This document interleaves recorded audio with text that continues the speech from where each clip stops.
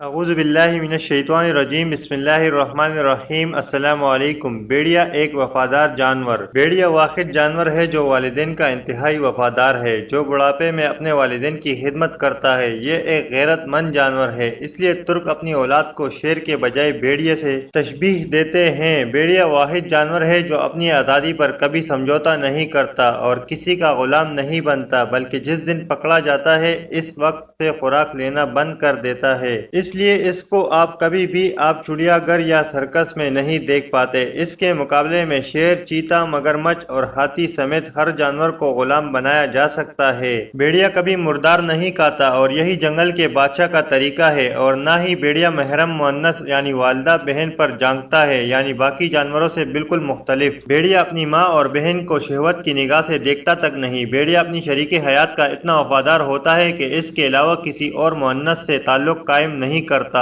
اسی طرح مؤنث یعنی اس کی شریک حیات بھی بیڑیا کے ساتھ اسی طرح وفاداری نبھاتی ہے۔ بیڑیا اپنی اولاد کو پہچانتا ہے کیونکہ ان کے ماں و باپ ایک ہی ہوتے ہیں۔ جوڑے میں سے اگر کوئی ایک مر جائے تو دوسرا مرنے والی جگہ پر کم از کم 3 ماہ کڑا رہ افسوس کرتا ہے۔ بیڑیے کو عربی زبان میں ابن البار کہا جاتا ہے، یعنی نیک بیٹا، کیونکہ جب اس کے والدین بوڑھے ہو جاتے ہیں تو یہ ان کے لیے شکار کرتا ہے اور ان کا پورا خیال رکھتا ہے۔ اس لیے ترک اپنی اولاد کو شیر کے بجائے بیڑیے سے تشبیہ دیتے ہیں۔ ان کا کہنا ہے کہ شیر جیسا خونخوار بننے سے بیڑیے جیسا نسلی ہونا بہتر ہے۔ اللہ حافظ۔